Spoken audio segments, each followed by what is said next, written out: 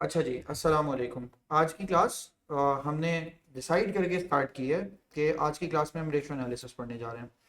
तो सर बहुत इम्पोर्टेंट, सारे टॉपिक से कनेक्टेड एक टॉपिक और उससे रिलेटेड बात करनी है सर आपको। इंटरप्रिटेशन ऑफ फाइनेंशियल स्टेटमेंट्स भी कहते हैं इसको। ये रेशो एनालिसिस का एक पूरा प्रॉपर एक टॉपिक है। आपके कोर्स में पूरा ए एस से लेके A2 तक में कितने रेशोज आपने पढ़ने हैं। मैं पहले ये बात आपको करूँ और बिल्कुल पॉइंट पे ले आऊँ बात के कि भाई देखो ये रेशो है, ये मतलब है, ये रेशो है, ये मतलब है।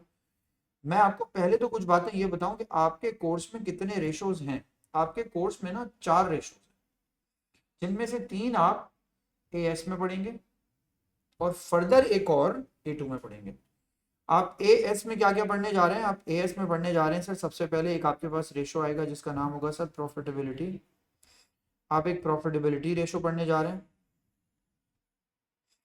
दूसरा सर आप एक और रेशो पढ़ने जा रहे हैं जिस पे मैंने यहाँ के मेंशन किया, वो क्या आएगा आपके पास? लिक्विडिटी। फिर एक रेशो आपके पास आएगा सर, मैंने यहाँ मेंशन कर दिया, लिक्विडिटी रेशो। फिर सर उसके बाद प्रॉफिटेबिलिटी के बाद सर लिक्विडिटी, और लिक्विडिटी के बाद सर आप एक रेशो पढ़ेंगे जिसका नाम होगा आपके एएस में ही, उसका नाम होगा सर एफिशिएंसी।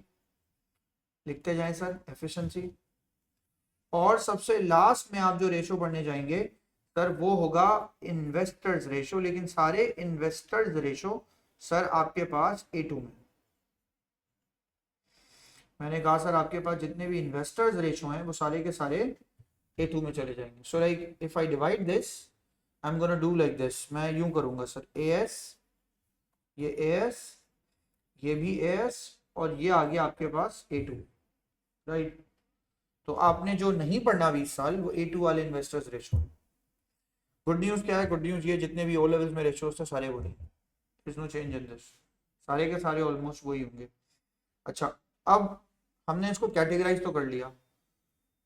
मैं हमेशा ये चाहता हूं कि एक दफा एक की बने शुरू कि हमें पढ़ना क्या है इसमें। मगर पहले तो ये सुने, रेशो तो ये हैं जिनके बारे में बात होनी जा रही है नीचे, है ना। एनालिसिस मगर दो तरीके के हैं दुनिया में। बिजनेस दो तरह से अपने एनालिसिस करती है। एक एक एनालिसिस करती है, वो अपने अंदर ही करती है, trend analysis. Sir trend analysis क्या होता है? मैंने अपने बिजनेस को अपने बिजनेस से कंपेयर किया। पिछले साल मैं कहाँ था, इस साल मैं कहाँ हूँ।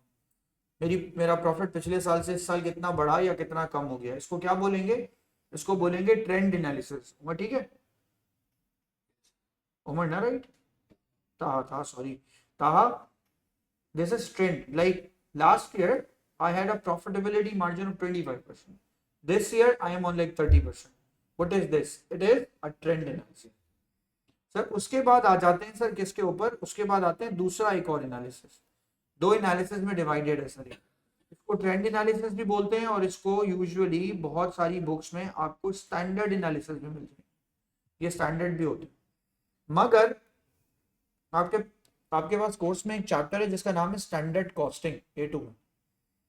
आप अपने बिजनेस को अपने बिजनेस से ही कंपेयर कर रहे होते हैं तो अपने अपने एक्चुअल को बजट डाटा से, तो स्टैंडर्ड है। दूसरा आपके पास जो एनालिसिस है, उस एनालिसिस का नाम है सर आपके पास इंडस्ट्रियल एनालिसिस। इंडस्ट्रियल एनालिसिस क्या होता है सर? इंडस्ट्रियल एनालिसिस होता है कि आपने अपने बिजनेस को अपने ही जैसे किसी बिजनेस से कंपेयर किया। A shoemaking company will compare its performance with another shoemaking company, not within the business but outside the business, but within the same industry. Industry same होनी चाहिए। आइसक्रीम बनाने वाली कंपनी को आप गाड़ी बनाने वाली कंपनी के साथ कभी भी क्या नहीं करेंगे? कंपेयर नहीं करेंगे। और ये बात समझ में, ये बहुत इंपॉर्टेंट बात है। प्रॉफिटेबिलिटी रेशो सर आपके कोर्स में कितने हैं? मैं कुछ मार्क कर देता हूं, उसके बाद फिर जब हम लिखेंगे तो हम इनको एक साथ करके पढ़ेंगे। सर सबसे पहले आपके पास एक रेशो आएगा जिसका नाम है सर ग्रॉस प्रॉफिट मार्जिन। जरा स्पेस बचा बचा के लिखिएगा। Gross profit margin number 2। दूसरा आपके पास आएगा सर इसके अंदर प्रॉफिट मार्जिन।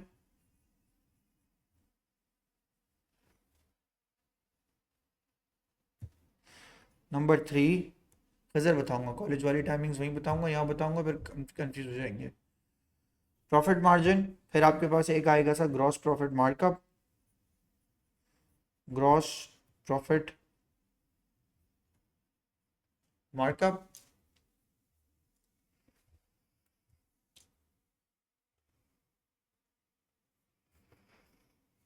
डन। उसके बाद आपके पास फोर्थ रेशो आपने जो एएस में करना है उसका नाम है sir return on investment, ROI.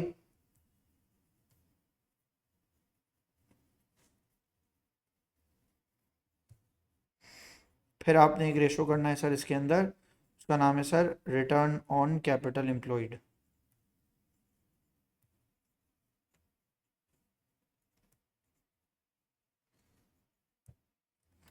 Return on capital employed.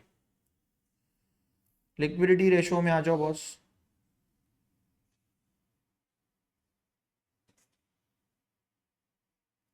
Liquidity ratio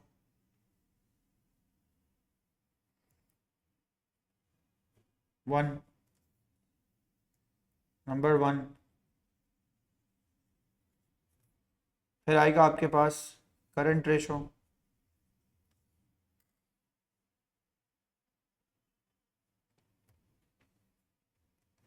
दूसरा आएगा सर आपके पास एसिड टेस्ट रेशो। दो आपके पास लिक्विडिटी रेशोज आ गए। और इसमें आपको एडिशनल मैं पढ़ा दूंगा, ये एडिशनल है तो मैं नंबर 3 नहीं लिख रहा, मैं लिख रहा हूँ सर, मैं आपको इसके अंदर पढ़ा दूंगा वर्किंग कैपिटल। वर्किंग कैपिटल एक एडिशनल, इसमें मैं आपको चीज़ बता दूंगा, है रिलेटेड इसी से ही, करंट रेशो से ही, आगे देखेंगे। फिर सर एफिशिएंसी रेशो पे आ जाते हैं सर। एफिशिएंसी रेशो आपको इतनी चीज़ों का निकालना है जिनकी मैं बात कर रहा हूँ। नंबर 1, पहली चीज़ आपके पास क्या होगी, सबसे पहले आपके पास होगा sir stock turnover. Stock turn over. दूसरी चीज होगी सर आपके पास अकाउंट्स रिसीवेबल टर्न ओवर। तीसरी चीज होगी सर आपके पास अकाउंट्स पेबल टर्न ओवर। चौथी चीज होगी सर आपके पास इसके अंदर non current assets turn over.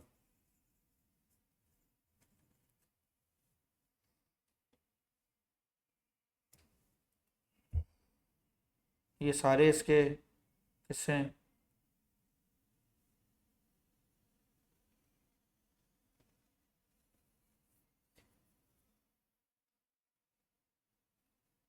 Done.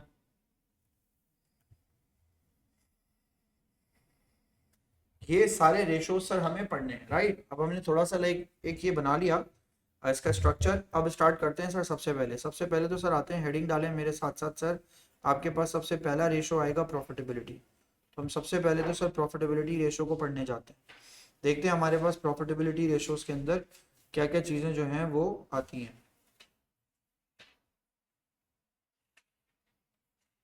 एक सेकंड रुको, दिखा देंगे, 1 मिनट रुक जाइएगा, अभी दिखा देता हूँ आपको। प्रॉफिटेबिलिटी रेशोज यहाँ गए, देख लें।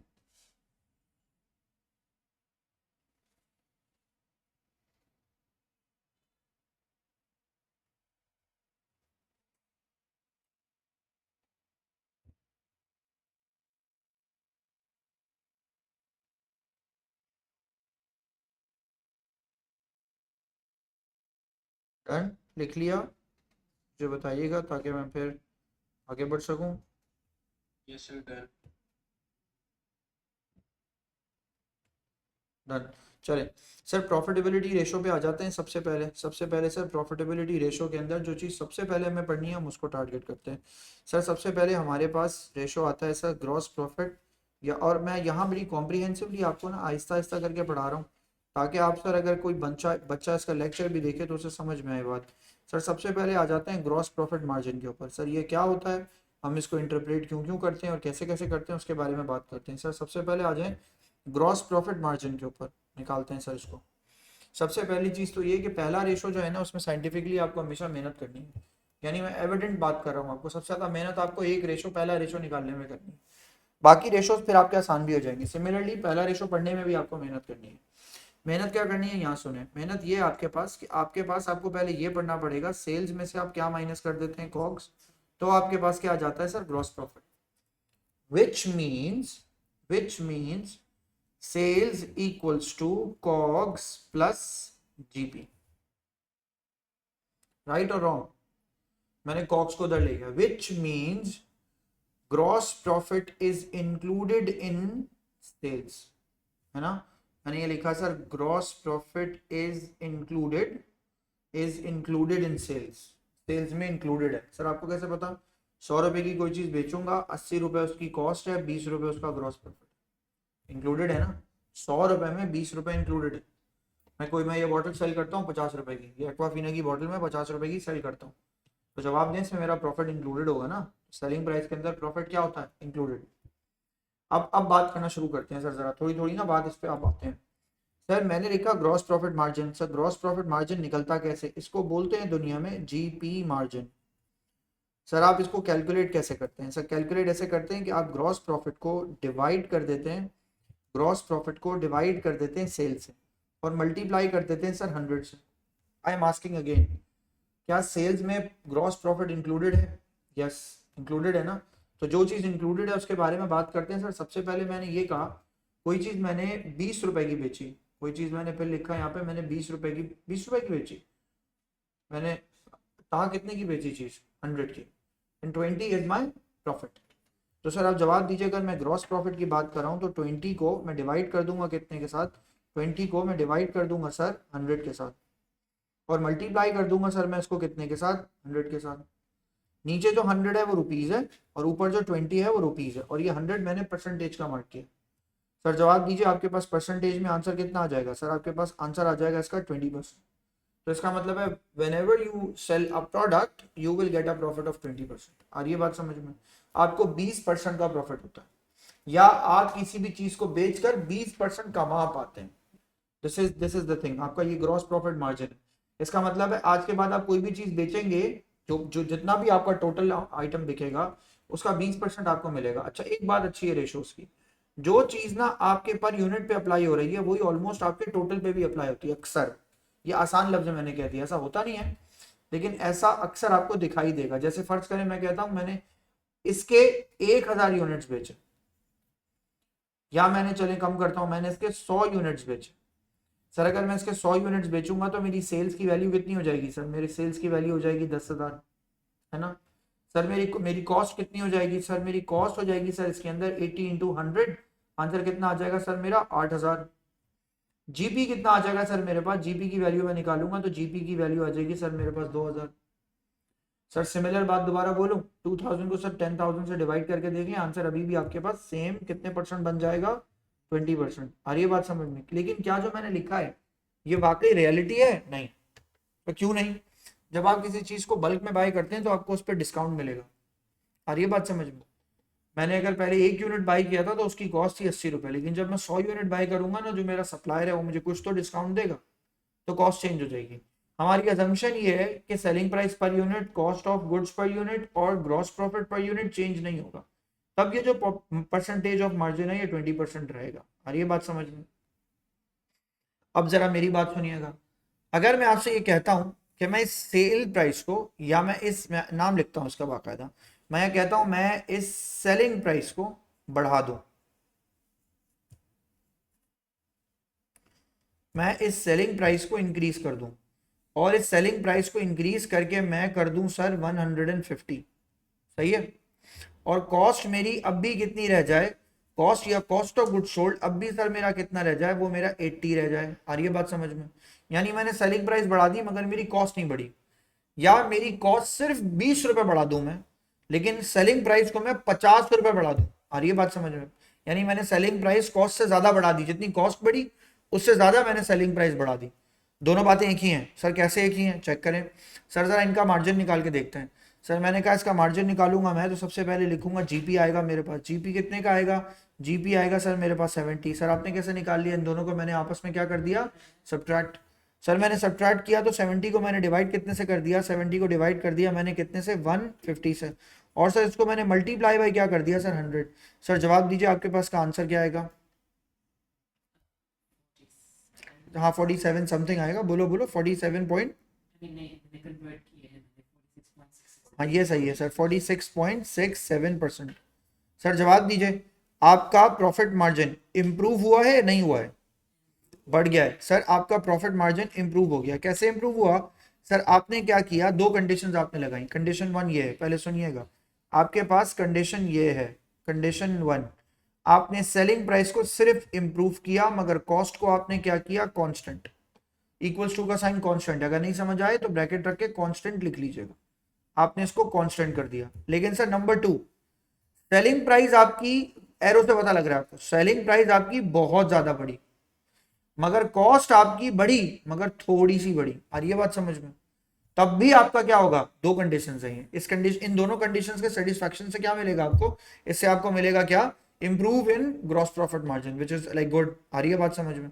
सर ऐसा भी तो हो सकता है कॉस्ट 10 रुपए कम हो जाए, तब भी आपका बेहतर हो जाएगा मार्जिन, है ना?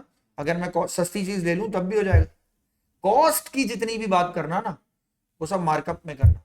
आ रही है बात समझ में? प्राइस की जितनी भी बात करेंगे वो मार्जिन में करेंगे। Margin is related to sales, sales पे अप्लाई होता है। सर क्यों कह रहे हैं आप, क्या कह रहे हैं, फिर से बोले? मैं फिर से बोल रहा हूं, आप लोग सुने और उसको अंदाजा लगाएं और सही समझे। आपने अभी ग्रॉस प्रॉफिट को किस चीज से कंपेयर किया है, ग्रॉस प्रॉफिट को किससे कंपेयर किया है, सेल्स से। फिर बोलो, ग्रॉस प्रॉफिट किससे कंपेयर किया आपने, सेल्स से। तो सेल्स किस पे डिपेंडेंट है, कॉस्ट पे या सेलिंग प्राइस पे, सेलिंग प्राइस पे। तो सारी डिस्कशन किसकी कीजिए, सेलिंग प्राइस की। सर आप तो कॉस्ट की कर रहे हैं, मजबूरन कर रहा हूं, डायरेक्टली नहीं कर रहा, मजबूरन कर रहा हूं। आ रही है मेरी बात समझ? अब कोई बच्चा बोलेगा जरूर, सर एक बात बताएं, चीज की प्राइस कैसे बढ़ सकती है, कैसे बढ़ सकती है भाई प्राइस? पहली बात तो मैंने यहां लिखा आगे, व्हाट इज बेटर, मैं लिख रहा हूं सर हायर इज बेटर, जितना ज्यादा होगा उतना अच्छा होगा। और बताओ, हायर बेटर है। कोई और एक इंपॉर्टेंट बात, सेलिंग प्राइस कैसे बढ़ाई जा सकती है, how can you improve the selling price? मैं बताऊं आपको, पहले मुझे एक बात बताइए, अगर आपके पास कंपटीशन ज़्यादा होगा तो आप सेलिंग प्राइस बढ़ा सकते हैं या नहीं बढ़ा सकते? If you have high competition, competition is high, then जवाब दीजिए, आपको मार्जिन बढ़ाना पड़ेगा या कम करना पड़ेगा, कम। If the competition is high, आप अपनी सेलिंग प्राइस को बढ़ा नहीं सकते। सही हो गई बात, समझ में आई बात? दूसरी बात समझो, सर आपको अपनी प्रोडक्ट की एसेंशियली फीचर्स या फंक्शंस के ऊपर बात करनी है, जिसको मैं कहता हूं सर प्रोडक्ट की आपको किस पे बात करनी है, क्वालिटी के ऊपर। क्वालिटी में सबसे इंपॉर्टेंट कौन सी चीज, क्वालिटी में प्रोडक्ट क्वालिटी, रिलायबिलिटी वाला नहीं, फंक्शंस। अगर आप अपनी प्रोडक्ट के फंक्शंस को बढ़ाएंगे तो आप अपनी सेलिंग प्राइस को भी क्या कर सकते हैं, बढ़ा सकते हैं। ये दो काम आप कर सकते हैं। सबसे पहली और इंपॉर्टेंट बात तो कंपटीशन है। अगर कम कंपटीशन होगा तो ज्यादा प्राइस चार्ज करोगे, लेकिन अगर कंपटीशन बढ़ रहा होगा तो आप ज्यादा प्राइस नहीं चार्ज कर सकते। और ये बात समझ, मैंने लिख के क्या दिया है, competition is high, selling price ऊपर नहीं जा सकती। आ रही है बात समझ में? तीसरी चीज आपको क्या चीज ज्यादा सेलिंग प्राइस दिलवा सकती है, पता है आपको? वो दिलवा सकती है आपको sir brand image. Brand image भी सर आपको ज्यादा अच्छी प्राइस दिलवाती है। एप्पल का क्या कमाल है, क्या सैमसंग के फोन में आवाज नहीं आती? आती है ना? एप्पल क्यों महंगा है? ब्रांड इमेज है, एक ब्रांड इमेज है उसकी। अच्छा, ब्रांड इमेज भी ऐसे नहीं फजूल में बनती, ट्रस्ट है कस्टमर्स का, लॉयल्टी डेवलप की है उन्होंने over the period of 20 years. आपका फोन का डाटा नहीं हैक होगा, अगर आपने आई क्लाउड लिया हुआ है तो डाटा की एक एक तस्वीर हम सेव करके रखेंगे अपने पास, एक एक चीज बोलते हैं, बताते हैं। और ये मेरी बात समझ में?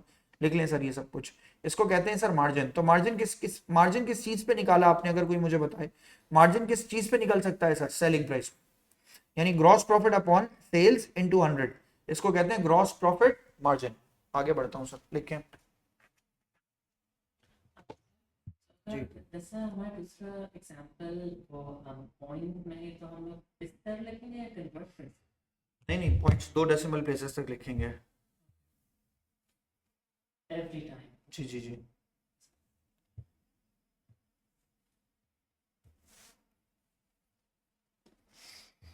डन।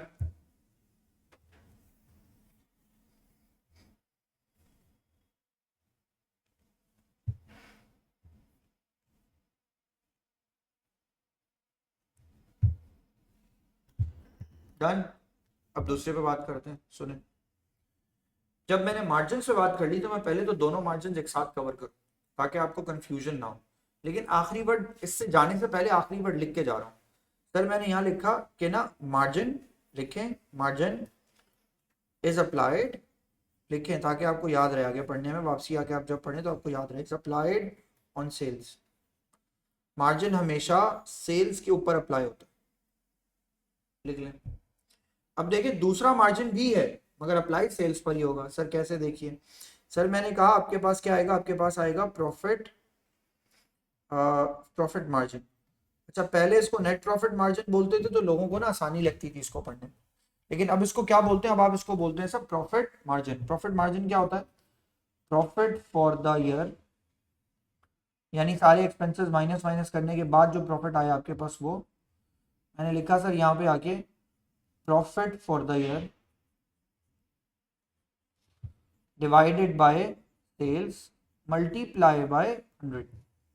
ये सर आपके लिए क्या हो गया? ये सर आपके लिए दूसरा प्रॉफिट हो गया। This is profit margin. Done है, लिख लें।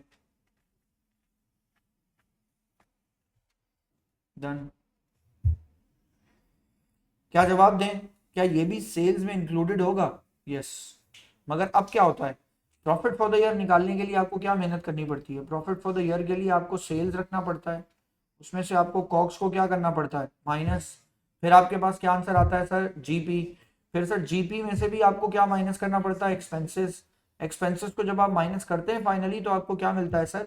फिर आपको मिलता है sir profit for the year. Sir ये आंसर आता है।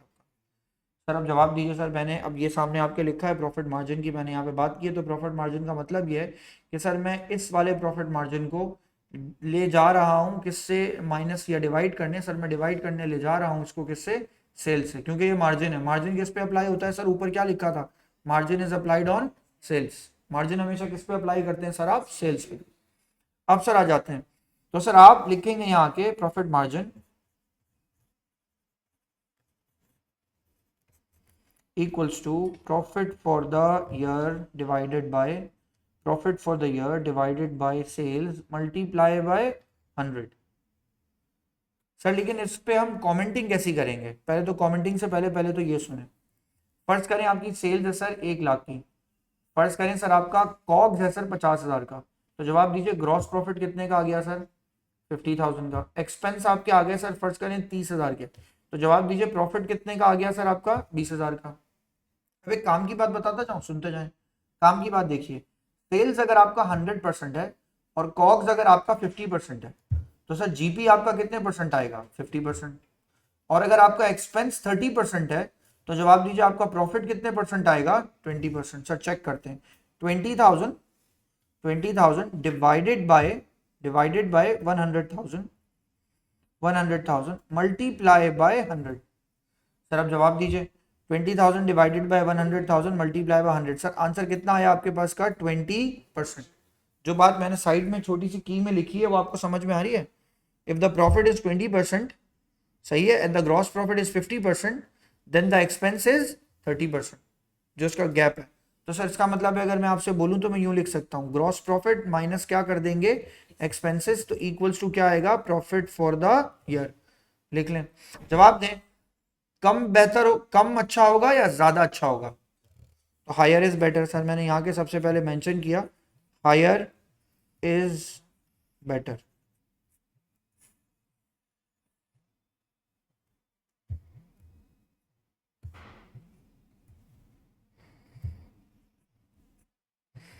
Higher is better. मैं 1 मिनट एक कॉल ले लूं, बहुत जरूरी कॉल आ रही है। चलिए जी, अब सुने सर, यहाँ पे आ गया आपके पास इसके बाद हायर इज बेटर, राइट। लेकिन अब यहाँ पे कमेंट किसका करना है सर हमें? सर हम इसके अंदर कमेंट करेंगे आगे किस चीज के लिए? कमेंट करेंगे हम एक्सपेंसेस के लिए। क्यों सर? क्योंकि ग्रॉस प्रॉफिट और प्रॉफिट फॉर द ईयर के दरमियान किस चीज का डिफरेंस है? एक्सपेंसेस का। सर तो एक्सपेंसेस को मैं कितने हिस्सों में डिवाइड करूंगा? सर एक्सपेंसेस को मैं 2 हिस्सों में डिवाइड करूंगा।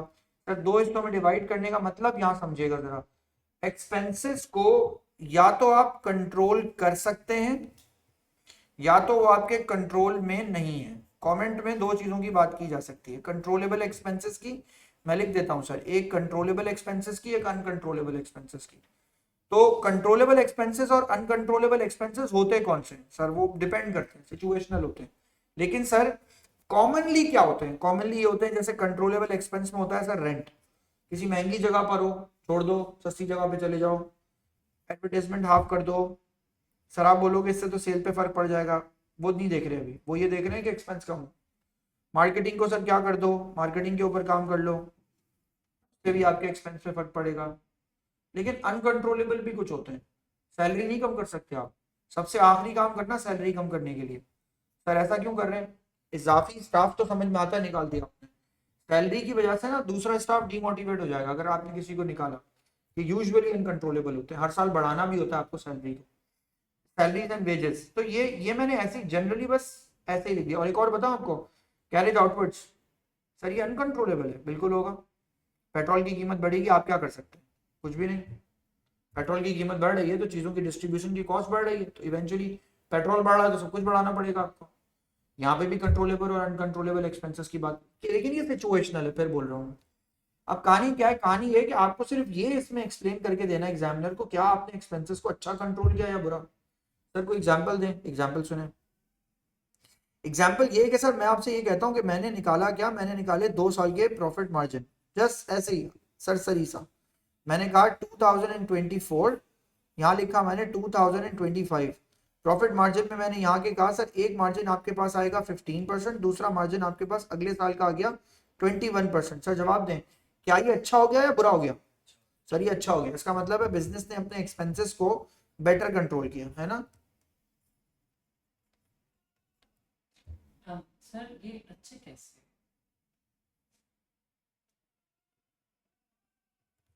एक मिनट बॉस।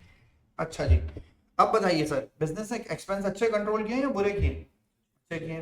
मगर मेरा एक और सवाल है सर, अगर आपका ग्रॉस प्रॉफिट का मार्जिन बेहतर हो रहा होगा, मैं कहता हूँ इंप्रूव हो रहा होगा, तो ऑटोमेटिक सी बात है ना sir, profit for the year का मार्जिन भी क्या हो जाएगा सर? इंप्रूव होगा। होना चाहिए। ये क्या है, जरूरी है? नहीं। हो सकता है आपने सेलिंग प्राइस बढ़ा दी हो, आपका ग्रॉस प्रॉफिट मार्जिन अच्छा आ जाए, लेकिन हो सकता है आपने अपने एक्सपेंसेस को कंट्रोल ना किया हो, जिसकी वजह से आपका प्रॉफिट मार्जिन अच्छा ना हुआ हो। हर ये बात समझ में। तो स्टार्टिंग में हमने सबसे पहले देखो भाई, सबसे पहले हमने दो मार्जिन वाली बातों को पढ़ा, और मैंने आपको छोटा छोटा कर करके जरा आहिस्ता आहिस्ता समरी दे के आपको एक बात समझाई। वो बात क्या समझाई सर? मार्जिन सेल्स में इंक्लूडेड होता है। अगर ग्रॉस प्रॉफिट मार्जिन है तो वो भी सेल्स में इंक्लूडेड है, अगर प्रॉफिट मार्जिन है तो वो भी सेल्स में इंक्लूडेड है। ग्रॉस प्रॉफिट मार्जिन की जब भी बात करेंगे तो gross profit margin basically selling price को एसोसिएट कर रहा होगा। हायर हमेशा बेटर होगा, इसी तरह यहाँ पे भी नीचे प्रॉफिट मार्जिन में भी हायर हमेशा बेटर होगा। एक्सपेंसेस को आप क्या कर पाएंगे सर? एक्सपेंसेस को आप कंट्रोल या अनकंट्रोलेबल एक्सपेंसेस के नाम से आप इसको श्रेड या डिवाइड कर सकते हैं। और ये बात समझ में? हाँ बोलें। सर लेकिन जो आपने एग्जाम दिया है दोनों सालों का, तो ये अच्छे कैसे हो सकता है? बेटा इंप्रूव हो रहा है ना। उसको एक चीज बेटा, पहले 15 रुपए कमाते थे 100 रुपए में से, अब 21 रुपए कमा रहे हो 100 रुपए में से। अगर आप कोई चीज 100 रुपीज की बेचते थे पहले, उस पर 15 रुपीज कमाते थे, अब उस पर 21 रुपीज कमाते हो। अच्छे लग रहे हैं बुरे? ये क्या बात हुई है? इसमें सोच क्यों रहे हो इतना? मैंने कोई चीज बेची, मैंने उसके ऊपर 15 रुपए कमाए, और कोई चीज मैंने बेची उससे मैंने 21 रुपए कमाए। Which one is better? 21 ना। तो इसमें सोच क्या रहे हो इतना? मुझे अभी भी समझ में नहीं आया। जोहिर सोच क्यों रहे हो उसमें इतना? कंफ्यूजन क्या है? लाइक कोई सवाल प्रॉफिट का है प्रॉफिट की परसेंटेज का। When your percentage in profit increases it's better for you, right. Business का क्या होता है? Maximization of profit. तो मैक्सिमाइजेशन एक तो अमाउंट में भी मैक्सिमाइजेशन और प्लस परसेंटेज में भी, कि पहले आप कोई चीज़ बेचते थे उस पर 15 रुपीज़ कमा लेते हैं, अब आप 21 रुपीज़ कमा लेते हैं। तो अच्छा हो रहा है ना ये तो आपके लिए। अब आप कम चीज़ें बेचेंगे और प्रॉफिट भी आपका ज़्यादा आएगा। और ये बात समझ में है। अब चलिए सर आगे देखते हैं क्वेश्चन में। इसके बाद नेक्स्ट पार्ट में आपके पास आएगा सर इसके अंदर gross profit markup.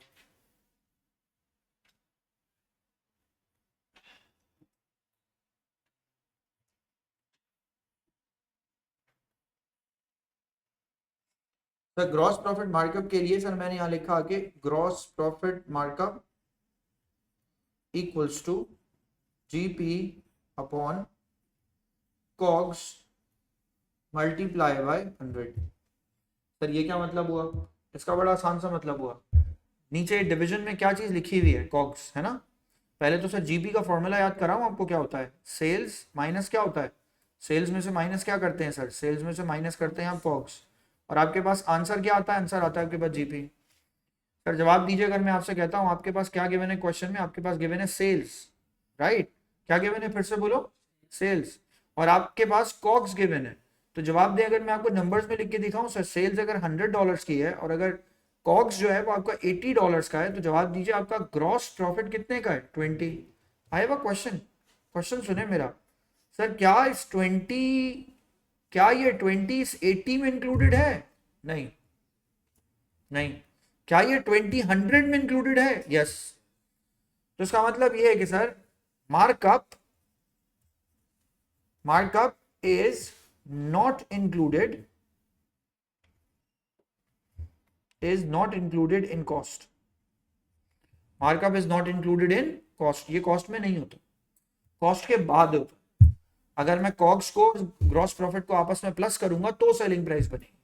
It's out of the box बात सोची जाए तो ये बात समझ में आएगी कि सर कॉग्स पर प्रॉफिट रख के बेचा जाएगा। अच्छा, अब इसकी भी वजह सुने, लिख लें पहले तो ये। सर पहले तो एक बात बताऊं आपको, यूजुअली मार्कअप्स कौन लोग लगाते हैं? सर यूजुअली मार्कअप वो लोग लगाते हैं जो मैन्युफैक्चरिंग बिजनेस से कनेक्टेड होते हैं। ये बात मुझे आपको ज़्यादा पढ़ाने लिखाने की समझने की ज़रूरत नहीं है, क्योंकि वजह ये है कि मैंने आपको पीछे क्या पढ़ा दिया है, कॉस्ट अकाउंटिंग। मैन्युफैक्चरर्स के लिए ही ज़्यादा इंपॉर्टेंट है, उनको कॉस्ट के बारे में पता लगेगा। एक तो ये लिखते जाएं।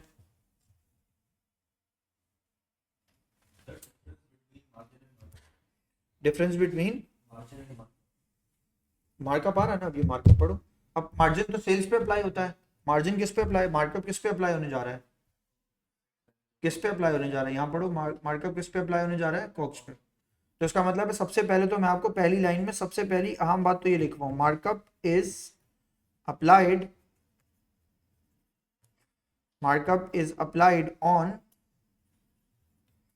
On cost of sales. Markup is applied on cost of sales.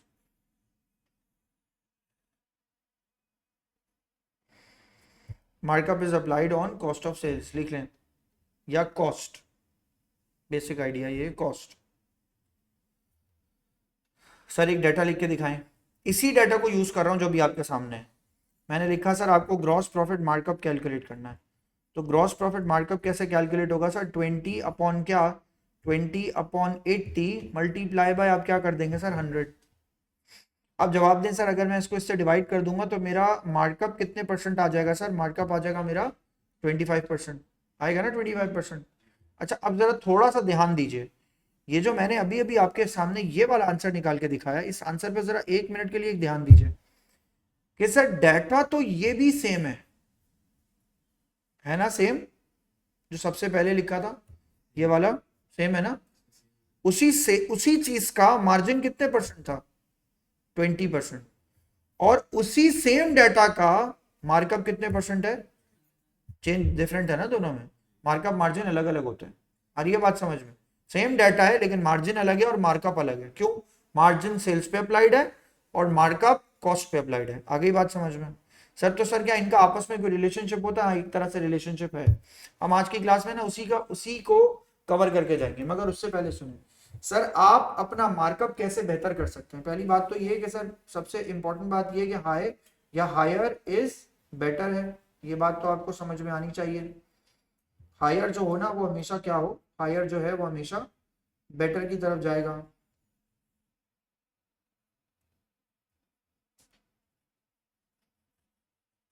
सही हो गया। आप हायर कर कैसे सकते हैं, आप इस तरह कर सकते हैं कि आप किसी तरह अपने बिजनेस की क्या करें, कॉस्ट रिड्यूस करें। नंबर 1 पहला काम क्या करें, कॉस्ट रिड्यूस पे जाएं या कॉस्ट रिडक्शन पे जाएं। कोई चीज आप पहले 80 रुपए की खरीदते थे, 75 रुपए की खरीदें। कॉस्ट रिडक्शन के दो तरीके हैं दुनिया में, चीजों को चीप बनाने के दो तरीके हैं। या तो चीप क्वालिटी पे चले जाएं, दूसरा तरीका ये हो सकता है आप बल्क बाय पे चले जाएं। अब डिपेंड करता है, बल्क बाय का नुकसान भी आ जाएगा सामने। जब आप बल्क में बाय करेंगे तो आपको क्या पड़ने लग जाएगा, आपको स्टोरेज कॉस्ट पे काम करना पड़ जाएगा। चीप क्वालिटी पे काम करेंगे तो कस्टमर का क्या होगा, कस्टमर सेटिस्फैक्शन खराब होगी, तो कस्टमर सेटिस्फा लॉयल्टी डिस्टर्ब होगी। तो सर आपको इस पर भी बात करनी है, सेटिस्फैक्शन की बात करेंगे सर। आप, मैं यहाँ लिखता हूँ, ब्रांड का इमेज खराब होगा। आपने तो ऊपर देखा था ब्रांड इमेज तो आप सेलिंग प्राइस बढ़ाते हैं, उसको कैसे हिट कर सकते हैं। तो कॉस्ट की बात आप इन दो चीजों से करेंगे। एक और भी कॉस्ट की नई बात आ गई है कोर्स में, वो आ गई है टेक्नोलॉजी। सर मैं नई टेक्नोलॉजी यूज करूंगा तो मेरी कॉस्ट क्या होगी, कम। लेकिन इस टेक्नोलॉजी को इम्प्लीमेंट करने के लिए जो मुझे इनिशियल कॉस्ट चाहिए वो भी तो बहुत ज्यादा होती है। रोबोट लगा के काम करूंगा तो इनिशियल कॉस्ट ऑफ क्या होगी, initial cost of technology is too high. आ रही है बात समझ में सर? लेकिन एक दफा दोबारा से एक बात बताइए, आपने लिखा क्या? मैं एक बार सामने आपके कंपैरिजन करा रहा हूँ मार्कअप मार्जिन का, जरा उस कंपैरिजन को सुनिएगा। गौर से देखिएगा, मैं कंपैरिजन कराने जा रहा हूँ सर, डेटा सेम है, ये कंपैरिजन मैं एक बड़ा अच्छा सा कराता हूँ 100।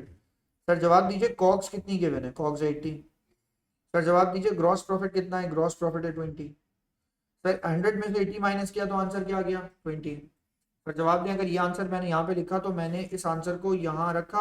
अब जवाब दें सर, अगर मैं किसी भी चीज को सेल्स, अगर मैं किसी भी चीज को रिपीट कर रहा हूँ, अगर मैं ग्रॉस प्रॉफिट को सेल से डिवाइड कर दूं तो मुझे क्या मिल जाएगा सर, बोलिए मुझे क्या मिल जाएगा, मार्जिन।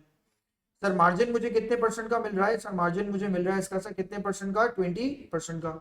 लेकिन सर किसी भी चीज को अगर मैं किससे डिवाइड कर दूं, अगर मैं सर उसकी कॉस्ट से उसको डिवाइड कर दूं, तो अब जवाब दीजिए अब आपको क्या मिल जाएगा, अब आपको वेरी गुड, अब आपको क्या मिल जाएगा, मैंने यहाँ मेंशन किया, अब आपको मिल जाएगा सर इसके अंदर मार्कअप।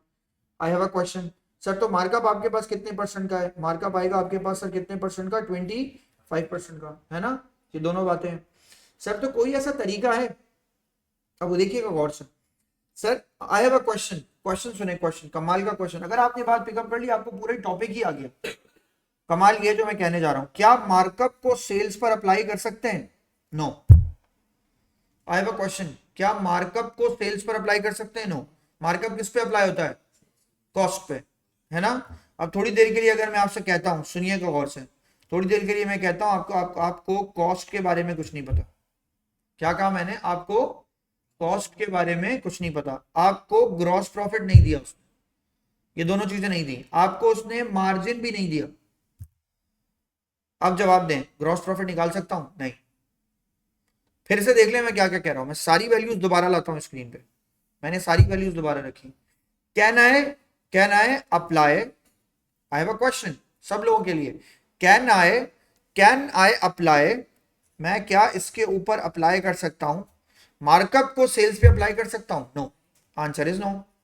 अगर आंसर नो है और अगर एग्जामिनर मुझसे ये कर जाए, ये भी गायब कर दे, ये भी गायब कर दे, ये भी गायब कर दे, अब कैसे निकालूंगा सर, कॉग्स नहीं निकाल सकता, नहीं निकाल सकता, मार्कअप को सेल्स पे अप्लाई नहीं कर सकता, ग्रॉस प्रॉफिट आ नहीं सकता, कॉग्स निकाल नहीं सकता। आ रही है मेरी बात समझ में, तो इसका मतलब है जब आपको मार्कअप और सेल्स दे दी जाए तो आपको एक काम करना पड़ेगा, आपको इस मार्कअप को कन्वर्ट करना पड़ेगा किसके अंदर, आपको इसको कन्वर्ट करना पड़ेगा किसके अंदर, मार्जिन में। इसकी कन्वर्जन आपको आनी चाहिए, यही मेरी बात समझ में। सर अगर मैं किसी तरह मार्जिन निकाल लूं, अगर मैं किसी तरह, दोबारा बोलिए, अगर मैं किसी तरह मार्जिन निकाल लूं तो जवाब दें क्या मैं ग्रॉस प्रॉफिट निकाल लूंगा, यस। और अगर मैं किसी तरह ग्रॉस प्रॉफिट निकाल लूं तो मैं कॉग्स भी निकाल लूंगा। आ रही है मेरी बात समझ में। तो अब मुझे मार्जिन निकालना है सर, सुने मार्जिन, मैं सिर्फ पहले दिन आपको मार्कअप से मार्जिन की कन्वर्जन सिखा रहा हूं, सर सुनिएगा, मार्कअप से मार्जिन में जाने का तरीका क्या होता है, इसका फॉर्मूला क्या होता है।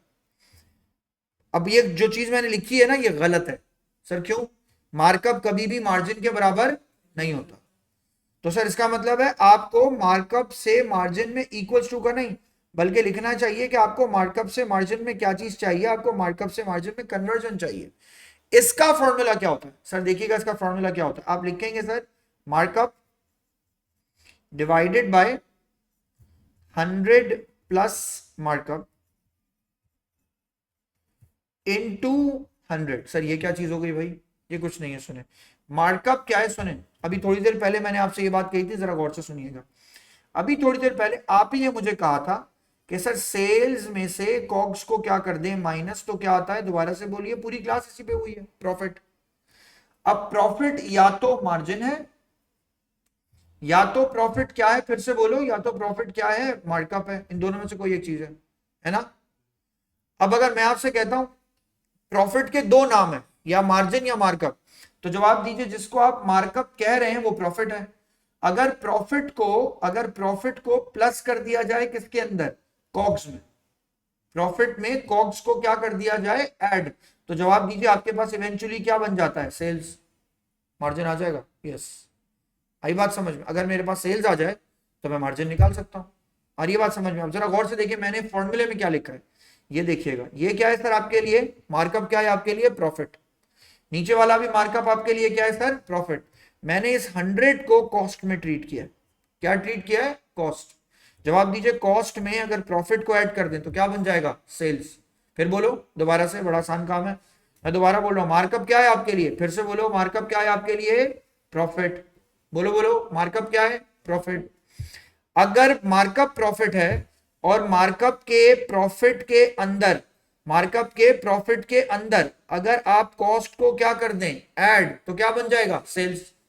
और अब देखिए नीचे सेल्स है, तो ऊपर क्या है आपके पास, प्रॉफिट, और नीचे क्या है आपके पास, सेल्स। तो जवाब दीजिए, प्रॉफिट अपॉन सेल्स क्या होता है, मार्कअप या मार्जिन, मार्जिन कन्वर्ट कर लिया आपने। और ये बात समझ में, हम इस 100 को ट्रीट करते हैं क्या, एज कॉस्ट। 100 क्या होती है हमारे लिए, कॉस्ट। और ये सारे फलसफे का आसान सवाल बताऊं, सारे फलसफे का आसान सवाल ये है कि क्वेश्चन में जो भी मार्कअप की परसेंटेज गिवन है, डिवाइड करके उसको 100 प्लस उस परसेंटेज के अंदर मार्कअप को ऐड कर दो, खत्म, छुट्टी, सीधी बात। सर ये क्वेश्चन में कितने परसेंट मार्कअप गिवन है, 25। अब आपको क्या करना पड़ेगा, 25 ओवर 100 प्लस 100 प्लस कितना, 25।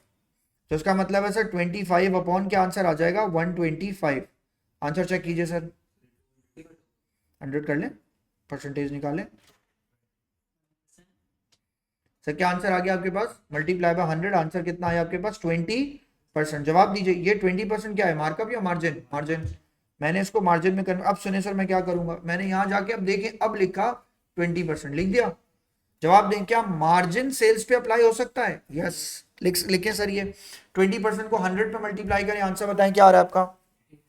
सर 20 को नहीं, 20% को 100 पे मल्टीप्लाई करें, आंसर क्या आ रहा है आपके पास, 20 आ गया। अब जवाब दीजिए, what is the difference between sales and cost of good sold, sales and cost of good sold के दरमियान कितना गैप है, सर गैप है आपके पास कितने का, 80 का। आ गई मेरी बात समझ में, डन। सर तो इसका मतलब है आज की क्लास में हमने सिर्फ एक कन्वर्जन सीखी, जोहेर का काम है नेक्स्ट क्लास में जोहेर याद दिलाएगा, सर सिर्फ मार्जिन की कन्वर्जन सीखी है, मार्कअप की मार्कअप से मार्जिन में सीखा है सर, एक कन्वर्जन सीखी है, वो मैं खुद निकाल लूंगा कौन सी वाली। तो सर यहां तक आपके पास ये काम आएगा, दैट्स इट, आप इसे कॉपी कर सकते हैं। कंपैरिजन की बात से ही कल दोबारा से क्लास स्टार्ट करेंगे, तो यहीं से बात को हम स्टार्ट करेंगे। आज हमने मार्जिन निकालना सीखा है मार्कअप से, मार्कअप को मार्जिन में कैसे कन्वर्ट करते हैं। कल आपकी क्लास में इंशाल्लाह ये रेशोज वाली क्लास जो है काफी हद तक कवर हो जाएगी। हम नेक्स्ट वीक की जो क्लास मंडे को लेंगे, क्योंकि रोजे में हम क्लास जो है मंडे वेंसडे लेने जा रहे हैं, तो एक क्लास आपकी कल होगी फाइनेंशियल की, एक क्लास आपकी मंडे और वेंसडे को, टॉपिक भी कवर हो जाएगा ये मंडे और वेंसडे के दिन। एक क्लास में आपकी कल लूंगा, दोबारा बोलिएगा, आज की रिकॉर्डिंग कब आएगी? अभी थोड़ी देर में अपलोड हो जाएगी, कॉपी कर लें सर ये सारा सिनेरियो, उसके बाद नेक्स्ट क्लास में सर मिलते हैं, जब तक के लिए अल्लाह हाफिज।